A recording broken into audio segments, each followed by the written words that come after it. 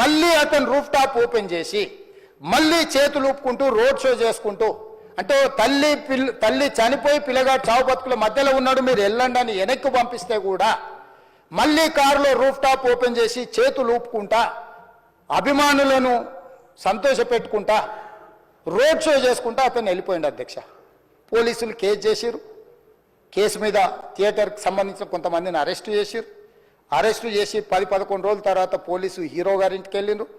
మీరు కూడా కేసులో A11 మీ మీద కేసు ఉందని చెప్పడానికి పోలీసులతో దురుసుగా ప్రవర్తించిండు. మీరు ఆ వీడియోలన్నీ కూడా చూసిండ్రు. ఆ పరిస్థితిలో చట్టాన్ని అమలు చేసే పోలీసులు ఆల్రెడీ ప్రాణాలు పోయినాయి, ఒక నిరుపేద తల్లి చనిపోయింది, కొడుకు చావు బతుకుల మధ్యలో ఉన్నాడు. ఆ రోజు కోర్టుల కేసులు కూడా వస్తున్నాయి. కోర్టుకు కూడా మీరు విచారణలో ఏం చేసిండ్రని కోర్టుకు కూడా పోలీసులు జవాబు చెప్పాల్సిన పరిస్థితి ఉండే అధ్యక్ష. దాంతో మాట్లాడితే వాళ్ళు చాలా బాధ్యతారహితంగా సమాధానాలు ఇచ్చారని మా పోలీస్ సిబ్బంది చెప్తాను. దాంతోనే అతన్ని పోలీస్ స్టేషన్ తీసుకెళ్ళారు అధ్యక్ష. ఇక్కడి వరకు ఒక హీరో, ఒక థియేటర్లో జరిగిన సంఘటనలు, వీటన్నిటి నేపథ్యంలో పోలీసులు వాళ్ళ విధి నిర్వహణ నిర్వహించారు అధ్యక్ష. నెలకు 30,000 జీతంతో పనిచేసి ఒక ప్రైవేటు చిన్న దాంట్లో ఉద్యోగం చేసుకునే తండ్రి తన కొడుకు ఆయన అభిమానాన్ని కుటుంబము 12,000 రూపాయలు, 3,000కు ఒక టికెట్ 12,000 రూపాయలు పెట్టి సినిమా థియేటర్కి వెళ్తే థియేటర్లో చనిపోతే చనిపోయిన 11వ రోజు వరకు వీళ్ళు ఎవరు, హీరో కానీ ప్రొడ్యూసర్ కానీ ఎవరు కానీ ఆ కుటుంబాన్ని, చనిపోయిన కుటుంబాన్ని కానీ హాస్పిటల్లో చావు బతుకుల మధ్యలో ఉన్న పిల్లవాడిని పరామర్శించడానికి కూడా పోలేదు అధ్యక్ష.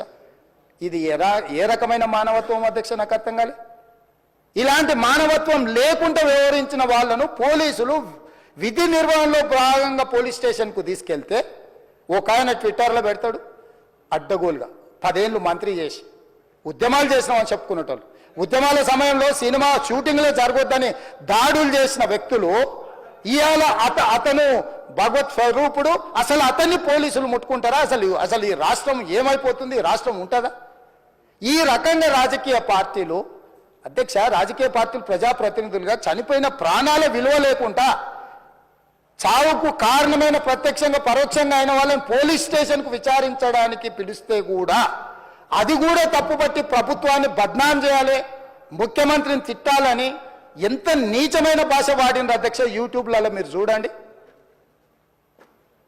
నాకేముంటుంది అధ్యక్ష? ఏంది ఆ సినిమాకు స్పెషల్ రిలాక్సేషన్స్ ఇచ్చి ఇవాళ సినిమా ఏదైతే వ్యాపారం చేసిందో సినీ పరిశ్రమను ప్రోత్సహించాలని మొదటి వారం అత్యధికంగా సినిమా ధరలతో టికెట్లు అమ్ముకోవడానికి, స్పెషల్ షోలు వేసుకోవడానికి, బెనిఫిట్ షోలు వేసుకోవడానికి ప్రత్యేకమైన అనుమతులు ఇచ్చింది నా ప్రభుత్వమే కదా, మా ప్రభుత్వమే అధ్యక్ష. సినీ పరిశ్రమను ప్రోత్సహించాలనే మా విధానం. ప్రోత్సహించే క్రమంలో తెలంగాణ ప్రజల ప్రాణాలను తీసుకోమనే, ప్రాణాలు తీసుకుంటే కూడా వాళ్ళని ఏమనొద్దానంటే మీరు లా చేయండి అధ్యక్ష. మరి స్టేట్కు లా అథారిటీ ఉందో లేదో నాకు తెలియదు, కానీ star, film star, super stars or political stars is having some special privilege.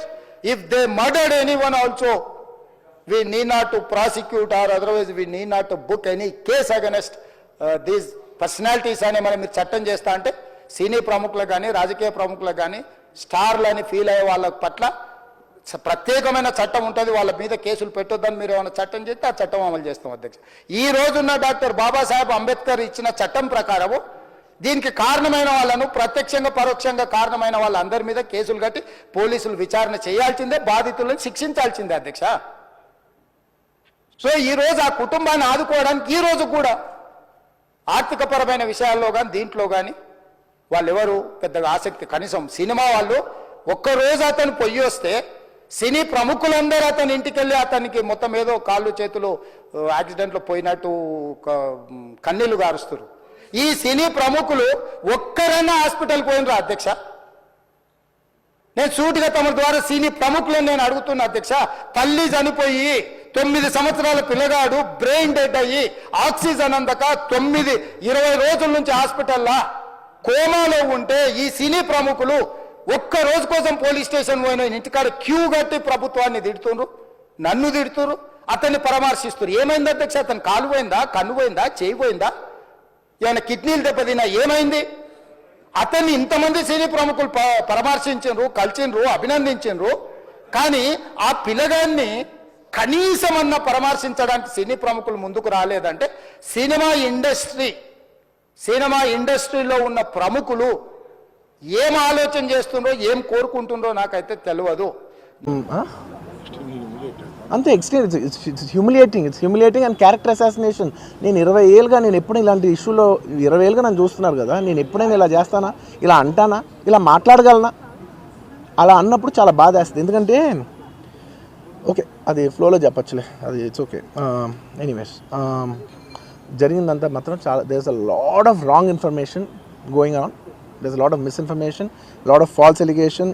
Especially నా క్యారెక్టర్ అసాసినేషన్ చేసేసరికి సార్ నేను సినిమా చేసి సినిమా చాలా పెద్ద సక్సెస్ అయ్యి ఉండి ఆ సక్సెస్ అంతా పక్కన పడేసి మొత్తం గత 15 రోజులుగా నేను ఇక్కడే కూర్చుని అన్ని ఫంక్షన్స్, అన్ని ప్రోగ్రామ్స్, అన్ని సెలబ్రేషన్స్ అన్ని మ్యాక్సిమం క్యాన్సిల్ చేసేసుకుని పబ్లిక్ ఫంక్షన్స్ అన్ని పెడతా ఉన్నాయి, అన్ని క్యాన్సిల్ చేసుకుని ఒక్కడనే ఇక్కడ కూర్చుని అరే ఇలాంటి టైం ఎలా ఉండేది, నేను ఎలా ఉండాల్సిన టైం ఇలా అయిపోయింది ఏంటి, నేను ఒక్కడనే కూర్చుని 15 రోజులు ఇంట్లో ఎక్కడికి వెళ్ళబోతున్నా, నా ఆఫీస్కి వెళ్ళబోతున్నా, నేను సొంతగా సినిమా తీసా.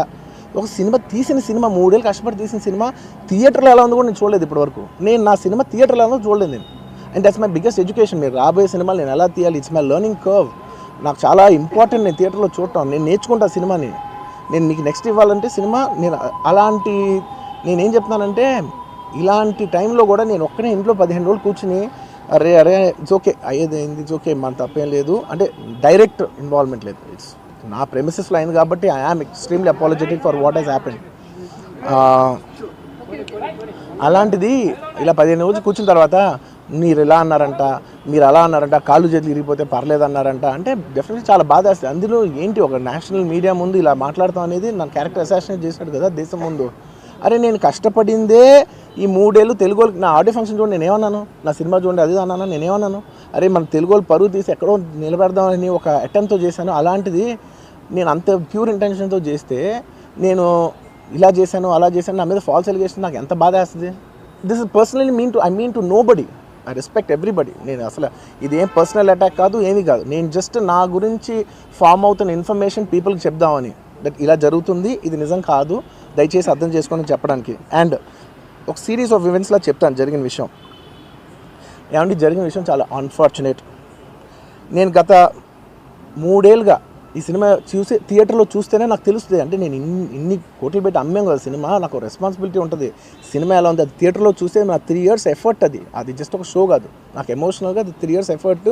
అసలు ఏమవుతుంది నా future, it's like make or break moment for me. So అలాంటి ఇంపార్టెంట్ పాయింట్లో నేను వెళ్తూ నేను అదే ఆలోచించాను తప్ప నేనేమి ఇర్రెస్పాన్సిబుల్గా గత 20-30 ఏళ్ళుగా నేను అదే థియేటర్కి వెళ్తున్నాను. ఓల్డ్ సినిమాలకి వెళ్ళాను నేను అదే థియేటర్కి, నా సినిమాలు కాకుండా బయట సినిమాలకి వెళ్ళా. ఎప్పుడు ఇలాంటి యాక్సిడెంట్ అవ్వలేదు. అండ్ నేనేదో ఇర్రెస్పాన్సిబుల్గా థియేటర్కి వెళ్ళిపోయాను, పర్మిషన్ లేకుండా వెళ్ళిపోయాను అనేది అబ్సల్యూట్లీ ఫాల్స్ ఇన్ఫర్మేషన్. అలాంటిది ఏమీ లేదు. థియేటర్ వాళ్ళు పర్మిషన్ సార్ట్అవుట్ చేసుకున్నారని చెప్పి మేము అక్కడికి వెళ్ళాము. అక్కడికి వెళ్తే పోలీసులే క్లియర్ చేస్తున్నారు అక్కడ. So it is understood that everything is sorted. నేను వాళ్ళ డైరెక్షన్లోనే వెళ్తున్నాను. అండ్ ఏంటి ఒకవేళ నిజంగా పర్మిషన్ లేకపోయి ఉంటే చాలాసార్లు వాళ్ళు చెప్తారు, సార్ మీ పర్మిషన్ లేదంటే మేము రెండట్టు వెళ్ళిపోతాం. వాళ్ళే క్లియర్ చేసి ముందుకు రమ్మంటూ ఉంటే పర్మిషన్ ఉందనుకునే కదా మేము ముందుకు వెళ్తూ ఉంటాం in that flow of things. So నేను ఆ మైండ్ స్పేస్లోనే ఉన్నాను. అండ్ మెయిన్ నేను చెప్పాల్సింది ఏంటంటే అసలు ఇక్కడ this a false allegation that there is a road show, ఏంటిది ప్రొసెషన్. అసలు ప్రొసెషన్ కాదు, రోడ్ షో కాదు, ఏమీ కాదు. జస్ట్ థియేటర్ ఇక్కడ ఉన్నాను, అక్కడ theatre just couple of yards away from the theatre. అది అసలు రోడ్ షో కాదు, ఏమీ కాదు. కార్ అలా వెళ్తూ ఆగిపోయింది. ఒక పాయింట్ తర్వాత ఎంత జనం కూడిపోతారంటే అండి, మీరు కనపడితే కానీ జనం వెళ్ళరు.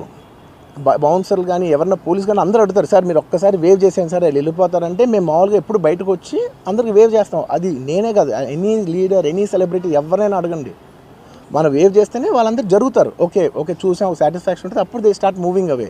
ఆ దీని మీద చేశాను. And it's also respect. ఇంత వేల మంది చూస్తానికి వచ్చినప్పుడు నేను నా కార్ లోపల టెంటెడ్ కార్ లోపల దాక్కుని కూర్చుని ఉన్నా. బట్ అంతమంది అంతమంది వచ్చినప్పుడు వాళ్ళకి ఏం కావాలి, హీరోది ఒక గ్లిమ్స్ కావాలి అంతే. అది కూడా ఇవ్వకపోతే నేను ఎంత యారగెంట్ కింద ఉంటుంది. ఇంతమంది ప్రేమ చూపిస్తే నేను కాలు కూర్చున్నారులే అనుకుంటాను నేను. అరే నేను బయటకు వచ్చి ఒక్కసారి వాళ్ళందరికీ థ్యాంక్ యూ ప్లీజ్ పదండి ఇలా అంటుంటా. మీరు చూడండి నా జస్టిస్ అని చూడండి. ఇలాంటే ఇలా పదండి నేను చెప్తేనే వాళ్ళు వెళ్తారు. అది పోలీసులు కానీ బౌన్సర్లు అందరూ మేనేజ్మెంట్ అందరూ అడుగుతారు, సార్ మీరు చెప్తేనే వింటారు, ఒక్కసారి మీరు చెప్పండి అంటే మేము వచ్చి బయటకు వచ్చి ఇలా వేవ్ చేసి ఇలా అంటే వాళ్ళందరూ జరుగుతుంటారు. That is how we went in to the theater. And థియేటర్కి వెళ్ళిన తర్వాత what I wanted to say is that there's a misinterpretation అనుకోండి, మిస్ఇన్ఫర్మేషన్ అనుకోండి, ఫాల్స్ ఇన్ఫర్మేషన్ అనుకోండి, ఏమనుకోండి, it is no road show, it is no procession. Just థియేటర్కి వెళ్తుంటే జనాలు ఎక్కువ బయటకు వస్తే జస్ట్ అలా వేవ్ చేసి మళ్ళీ లోపలికి వెళ్ళిపోయి మళ్ళీ థియేటర్ లోపలికి వెళ్ళిపోయాం. అండ్ థియేటర్ లోపల మీరు సినిమా చూసిన కొంచెం సేపటికి సార్ నా వర్క్ అసలు ఏ పోలీసు కానీ ఎవ్వరూ నాకు వర్క్ అసలు నన్ను కలవలేదు, నాతో ఏం చెప్పలేదు. నాకు చెప్పిందల్లా అది పైగా మా మేనేజ్మెంట్ సైడ్ నుంచి వాళ్ళు మా వాళ్ళు వచ్చి చెప్పింది ఏంటంటే, సార్ బయట ఓవర్ క్రౌడ్ అవుతుంది, మీరు దయచేసి వెళ్ళిపోండి అని చెప్పారు. వాళ్ళ పోలీసు వాళ్ళందరూ బయట చాలామందికి ప్రాబ్లం అవుతుంది సార్, ఓవర్ క్రౌడ్ అవుతుంది, మీరు వెళ్ళిపోండి అంటే నేను వెళ్ళిపోయా. సినిమా స్టార్ట్ అయిన కొంచెంసేపు నేను వెళ్ళిపోయా.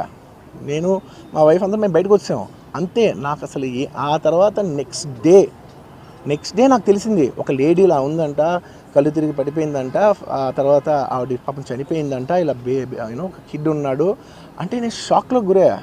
అంటే నాకు తెలీదు అసలు నెక్స్ట్ డే వరకు నాకు అసలు తెలీదు. I had no idea. ఎందుకంటే నేను నా పిల్లోనే పక్కన పెట్టుకున్నా, నా వైఫ్ నా కొడుకు నా కూతురు థియేటర్లోనే ఉన్నారు. నాకు తెలీదు. నిజంగా అలా జరుగుండి ఉంటే నాకు తెలుసుండి ఉంటే నేను వాళ్ళు తీసుకుని వెళ్ళిపోతాను కదా, మినిమం కదా, ఎవరైనా వాళ్ళ పిల్లలు వాళ్ళు తీసుకుని వెళ్ళిపోతారు కదా. నాకు తెలియని కూడా తెలియదు. సరే పిల్లలు వాళ్ళు చూసుకుంటారు, మనం వెళ్ళిపోతే క్రౌడ్ క్లియర్ అయిపోతే ప్రాబ్లమ్ సాల్వ్ అయిపోతే నేను వదిలేసి వెళ్ళిపోయా. అలాంటిది నాకు తెలిసి కూడా నేను సినిమా చూస్తూ ఉన్నాను, ఇలాంటి ఫాల్స్ అలిగేషన్స్ వస్తే చాలా బాధ వేస్తుంది. పిల్లలు ఉన్నారు సార్, పిల్లలు వదిలేసి వెళ్ళిపోతాను నేను. నా పిల్లలు అంటే ఎంత ఇష్టం తెలుసు, ఎవరైనా ఉంటారు కదా తీసుకుని వెళ్ళిపోతారు కదా. అలాంటి నాకు క్లూ కూడా లేదు. నేను ఇంటికి వెళ్ళిపోయిన తర్వాత నేను వెళ్ళిపోయిన నెక్స్ట్ డే నాకు మార్నింగ్ తెలిసింది చనిపోయారంటే షాక్ అయ్యాను నేను. షాక్ అయ్యి ఇమీడియట్గా నేను బాస్కు ఫోన్ చేశాను, మా బన్నీ వాసుకు ఫోన్ చేసి, వాసు ఇమీడియట్గా హాస్పిటల్కి వెళ్ళి వాళ్ళని కలువు, నేను వస్తానంటే సార్ నేను మొత్తం అక్కడ వెళ్ళి సెట్ చేసి వస్తాను, వాళ్ళందరూ ఎమోషనల్గా ఎలా ఉన్నారు ఏంటో మనం ఫస్ట్ చెక్ చేసుకున్న తర్వాత మీరు దిగాలి, ఒక నిమిషం ఆగండి సార్. వెళ్ళిపోయి తర్వాత వాసు నేను వస్తానంటే, సార్ మీరు రావద్దు ప్లీజ్, దయచేసి మీరు హాస్పిటల్ రావద్దు, ఇక్కడికి గందరగోళం అయిపోతుంది, నేను నైట్ మీరు థియేటర్కి వెళ్ళారు, ఇష్యూ అయింది, చాలా ప్రాబ్లం అయింది, ఇప్పుడు మీరు హాస్పిటల్కి వచ్చి మళ్ళీ ప్రాబ్లం అయితే మాత్రం సార్ చాలా ప్రాబ్లం అవుతుంది సార్, నేనే వాళ్ళని కొంచెం వాళ్ళ రిచువల్స్ అన్నీ అయిపోయిన తర్వాత మీ దగ్గర తీసుకొస్తానని చెప్పాడు. ఓకే అని వెయిట్ చేసేసరికి ఇమీడియట్గా ఏం చెప్పాడు, సార్ ఏమనుకోవద్దు, వాళ్ళు మీ మీద కేసు ఫైల్ చేశారు, ఇప్పుడు మీరు వాళ్ళు కలవడానికి లేదంటే నేను మా లీగల్ టీం అదేం పర్లేదు వాసు నేను వచ్చేస్తాను, నేను కొంచెం మూర్ఖంగా మాట్లాడుతుంటే సార్ మా లీగల్ టీం చాలా స్ట్రిక్ట్గా చెప్పింది, sir they filed the case on you, మీరు ఇప్పుడు వెళ్తే legally it is not right thing to do, please don't go అని చెప్తే అప్పుడు ఆగాల్సి వచ్చింది.